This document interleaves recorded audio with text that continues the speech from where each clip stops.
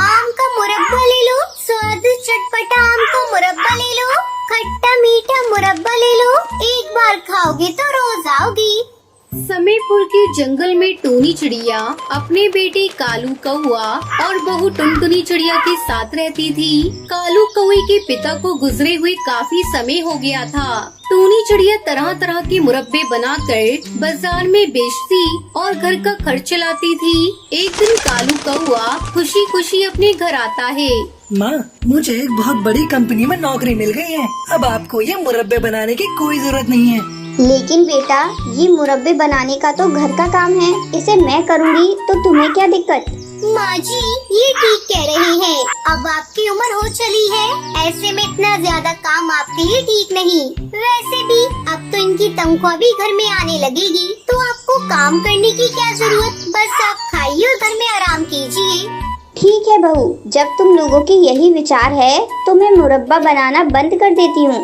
टूनी चिड़िया मुरब्बा बनाना बंद कर देती है। इस तरह कई दिन गुजर जाते हैं। एक दिन टुनटुनी चिड़िया अपनी सास को देखकर कहती है, माँ जी, मैं देख रही हूँ आजकल आप उदास रह रही है। ऐसा करिए, कुछ दिनों के लिए अपनी बहन सुंदरी मौसी के यहाँ चली जाइए, इससे आपका थोड़ा मन बहल जाएगा।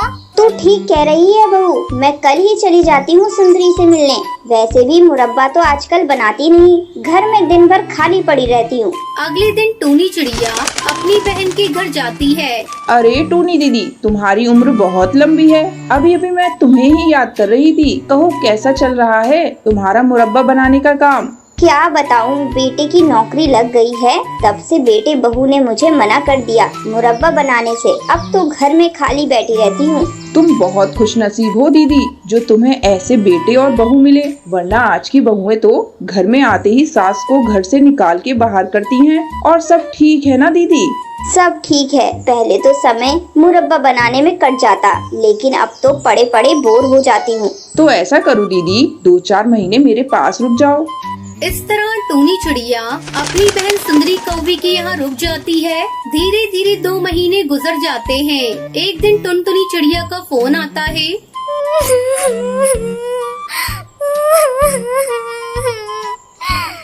माँ जी, गजब हो गया, जल्दी घर वापस आइए। क्या हुआ बहू, तू इस तरह रो क्यों रही है? जल्दी बता, क्या हुआ? मेरा जी घबरा रहा है। माँ जी, इनके ऑफिस में बहुत बड़ा घोटाला हुआ है, उसमें इनका भी नाम है। इनकी नौकरी छूट गई। माँ जी, ये बहुत ही घबराए हुए हैं। आप कैसे भी करके जल्दी घर आइए। बहू, तू चिंता मत कर, तू कालू को संभाल, मैं वापस घर आ रही हूँ। अगले दिन टूनी वापस अपने घर लौट आती है। अपने बेटे को दुखी देखकर टूनी चिड़िया उससे कहती है, बेटा, तू बिल्कुल भी चिंता मत कर। अगर तूने घोटाला नहीं किया है तो तेरी नौकरी जल्दी लग जाएगी। तब तक मैं फिर से मुरब्बा बनाने का काम शुरू कर देती हूँ, ऐसे घर का खर्च भी चलेगा। हाँ माँ जी, आप बिल्कुल सही कह रही है। मैं भी आपके साथ मुरब्बा बनाने के काम में आपका साथ दूंगी। कालू बेटा, ये ले पैसे, जा बाजार से जाकर कुछ आम खरीद कर ले आ, मैं उसका मुरब्बा बनाती हूँ। कालू कौवा बाजार से आम खरीद कर घर लाता है। टुनटुनी चिड़िया टूनी के साथ मिलकर आम का मुरब्बा बनाती है। टुनटुनी बहू, तुझे पता है, पहले आम को काटकर धूप लगाते हैं, फिर उसमें मसाला और चाशनी मिलाते हैं। इससे मुरब्बा काफी दिनों तक टिका रहता है।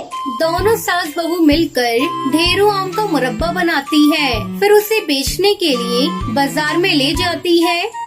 आम का मुरब्बा ले लो, स्वाद चटपटा आम का मुरब्बा ले लो, खट्टा मीठा मुरब्बा ले लो, एक बार खाओगे तो रोज आओगी। आम के मुरब्बे का नाम सुनते ही कई पक्षी उनकी दुकान पर आते हैं। इस तरह दोनों सास बहू मिलकर मुरब्बा बेचकर घर का खर्च चलाने लगती हैं और सभी खुशी खुशी रहने लगते हैं।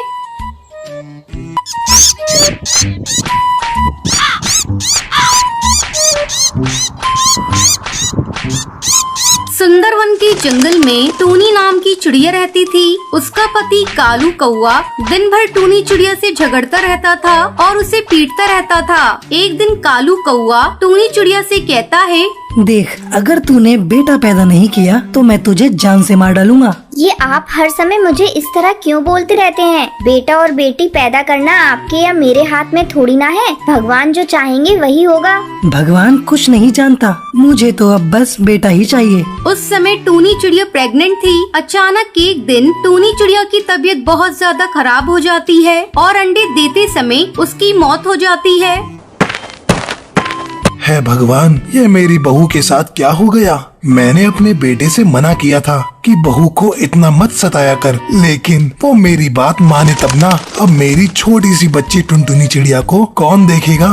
अरे पिताजी, तुम रो क्यों रहे हो? ये तो बहुत अच्छा हुआ कि रास्ते का कांटा कट गया। मैं कल दूसरी शादी करूँगा। अरे बेटा, ये तू कैसी बातें कर रहा है? तू बिल्कुल पागल हो गया है क्या? अभी तेरी पत्नी की अर्थी भी नहीं उठी और तू दूसरी शादी के लिए बात कर रहा है? तुझे शर्म आनी चाहिए। अगले दिन ही कालू कौआ सुंदरी नाम की कौवी से दूसरी शादी कर लेता है। कुछ दिन तो सब कुछ ठीक ठाक चलता है, लेकिन एक दिन सुंदरी कौवी टुनटुनी चिड़िया से कहती है, अरे ओ टुनटुनी चिड़िया, जब से मैं इस घर में शादी करके आई हूँ तुझे देख रही हूँ, तू इस बॉल से कब से खेल रही है और घर का एक भी काम नहीं कर रही है। 15 दिन से मैं काम करके थक गई हूँ, लेकिन तू तो इस बॉल से दिन भर खेलती रहती है। मैं कह देती हूँ आज के बाद तू इस घर का सारा काम करेगी, मैं एक भी काम नहीं करूँगी। इतना सब कहकर सुंदरी कौवी टुनटुनी चिड़िया को पीटने लगती है।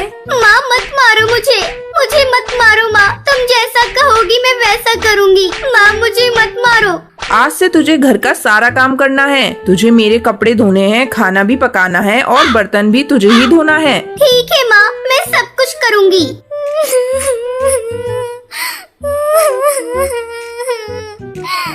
टुनटुनी चिड़िया की रोने की आवाज सुनकर कालू कौआ वहाँ पर आता है। तू इसे मार क्यों रही है? क्या हुआ मुझे बता। ए जी, कब से घर के सारे काम मैं ही कर रही हूँ और एक ये है कि बॉल के साथ लेकर कभी यहाँ जा रही है तो कभी वहाँ जा रही है। क्यों नहीं टुनटुनी, तू दिन भर बॉल से खेलती रहती है, तुझे और कोई काम नहीं है क्या? इतना कहकर कालू कौआ टुनटुनी चिड़िया को पीटने लगता है। मारो इसे और मारो। दिन भर काम करते करते मेरा हाथ दुख जाता है और ये बस खाने के समय पहुँच जाती है। शोर की आवाज सुनकर कड़कनाथ वहाँ आता है।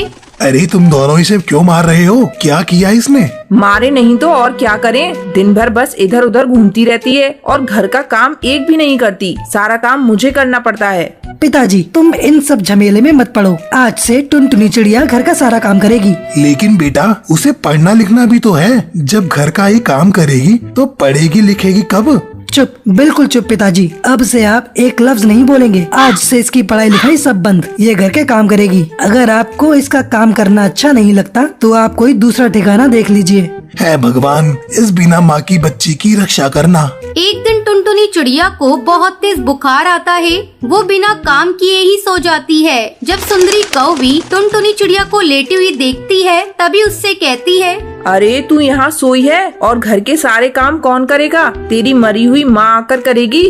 मेरी माँ का नाम क्यों ले रही हो? आज मेरी तबीयत बहुत खराब है, इसलिए मैंने कोई काम नहीं किया। आज काम आप ही कर लीजिए। मेरे सामने बहाना मत बना, चल उठ और जाकर सारा काम कर। तभी कालू कौआ ऑफिस से घर आता है। देखिए जी, आपकी बेटी बहाना करके यहाँ सोई हुई है और कह रही है कि इसकी तबीयत खराब है। आज तो इसने खाना ही नहीं बनाया, आपको भूखे ही रहना पड़ेगा। तेरी इतनी मजाल टुनटुनी चिड़िया। कालू कौआ टुनटुनी चिड़िया को झाड़ू से पीटने लगता है। तभी कड़कनाथ सेठ वहाँ आता है और कालू कौवे को जोर से थप्पड़ मारकर उससे कहता है, अरे तुझे शर्म आनी चाहिए। अपनी पत्नी के साथ मिलकर तू अपनी ही बेटी को मार रहा है। ये तो देख उसकी कितनी तबीयत खराब है। अब हम एक दिन भी यहाँ नहीं रहेंगे। मैं टुनटुनी को लेकर इस नर्क से जा रहा हूँ। कड़कनाथ सेठ टुनटुनी चिड़िया को नदी पार वाले जंगल ले जाता है और वहीं पर एक घोंसला बनाकर दादा पोती उसमें खुशी खुशी रहने लगते हैं। आगरा के जंगल में टूनी चिड़िया अपनी माँ टुनटुनी चिड़िया के साथ रहती थी। पति की मौत के बाद टुनटुनी चिड़िया ने सोया चिकन बेचने का काम शुरू किया, जो शुद्ध शाकाहारी होता था। टुनटुनी बहन, आपके यहाँ के सोया चिकन का तो कोई जवाब ही नहीं और रेट भी तुम सही लगाती हो, इसलिए मैं हमेशा तुम्हारी दुकान से ही चिकन लेती हूँ।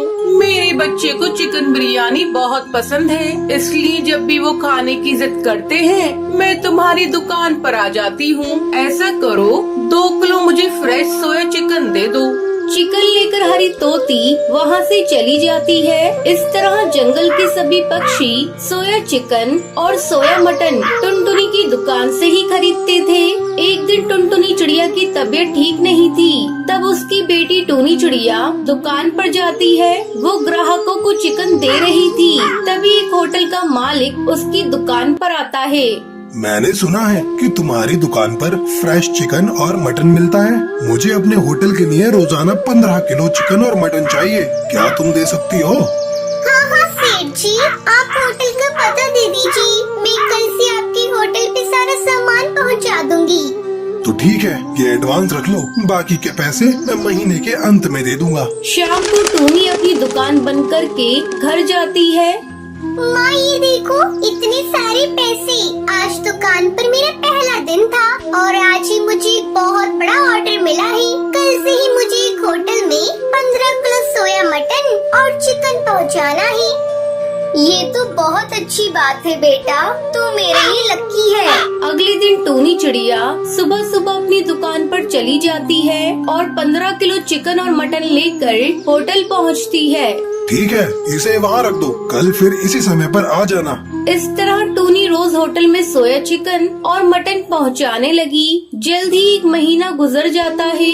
मालिक, आज पूरे 1 महीने हो गए।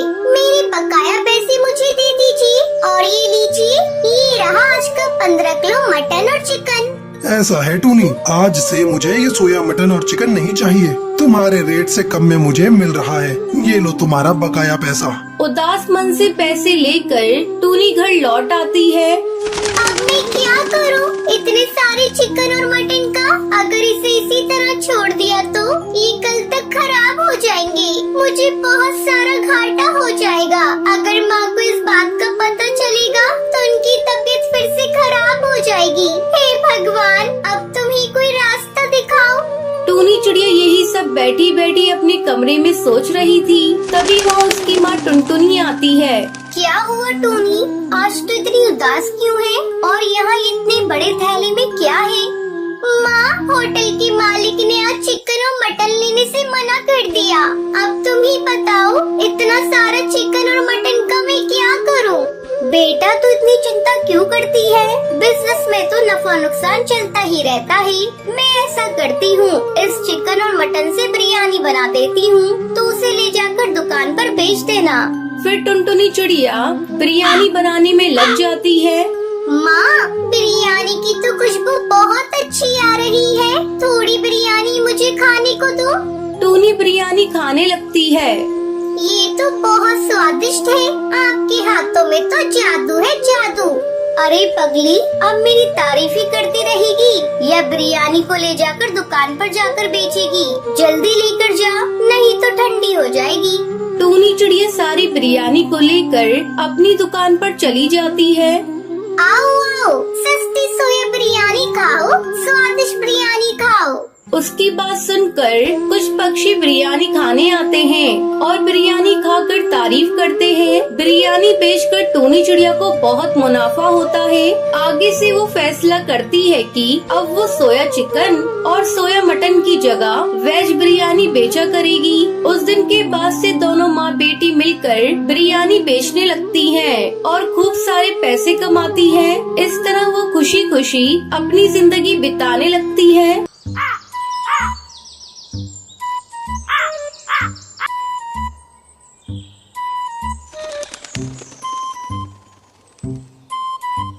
शिमला के जंगल में चमेली कौवी अपने पति कड़कनाथ और बेटे कालू कौवे के साथ रहती थी। चमेली कौवी का पति टैक्सी चलाता था। एक दिन उसकी टैक्सी का एक्सीडेंट हो जाता है और चमेली के पति की मौत हो जाती है। कड़कनाथ की मौत के बाद चमेली कौवी के लिए घर चलाना बहुत मुश्किल हो गया था। तब उसने अपने बेटे कालू कौवे को एक होटल में नौकरी दिलवा दी। इस तरह कई साल गुजर गए। अब कालू कौवा बड़ा हो चुका था। एक दिन चमेली कौवी भोजन देती हुई कहती है, बेटा, मैं बूढ़ी हो चुकी हूँ। जिंदगी कब साथ छोड़ दे कुछ पता नहीं। मुझे रात दिन तेरी चिंता सताती रहती है। मेरे मरने के बाद तेरा क्या होगा? माँ, तुम ऐसी बातें क्यों कर रही हो? तुम्हें तो अभी बहुत जीना है। वो सब तो ठीक है बेटा, मैं सोच रही हूँ तेरी शादी कर दूँ। बहू घर में आ जाएगी तो मेरा भी बोझ कम हो जाएगा। अगर तू कहे तो मैं तेरे लिए कोई अच्छा रिश्ता देखना शुरू कर दूँ। माँ, तुमने मेरी शादी करने का मन बना ही लिया है, तुम्हें मना करने वाला कौन होता हूँ। जो तुम्हें ठीक लगे वो करो। अगले दिन चमेली कौवी हरी तोती के पास जाती है। क्या बात है चमेली भाभी, आज मेरे घर आना कैसे हुआ? क्या बताऊं बहन, अपने कालू के लिए मैं एक अच्छा रिश्ता तलाश कर रही हूँ। तुम्हारी नज़र में कोई अच्छा रिश्ता हो तो मुझे बताओ। ये बात आपने बहुत अच्छी कही भाभी। ये देखो, कल ही एक चिड़िया की फोटो आई है, टुनटुनी नाम है। इसके साथ तुम्हारे बेटे की जोड़ी बहुत अच्छी रहेगी। बस एक ही कमी है, तुम्हें दहेज में कुछ भी नहीं मिलेगा। हरी तोती, मुझे अपने बेटे का घर बसाना है, मुझे दहेज नहीं चाहिए। जल्द ही टुनटुनी चिड़िया और कालू कौवे की शादी हो जाती है। टुनटुनी चिड़िया खुशी खुशी अपने ससुराल आ जाती है और अपनी सास और पति की सेवा में सारा समय लगा देती है। बहू, थोड़ा अपने ऊपर भी ध्यान दिया कर। दिन भर मेरी और कालू की सेवा करती रहती है। मैं तुमसे बहुत खुश हूँ। इसी तरह समय गुजरने लगता है। टुनटुनी चिड़िया एक बच्ची की माँ बन जाती है। घर में खुशियों का माहौल था।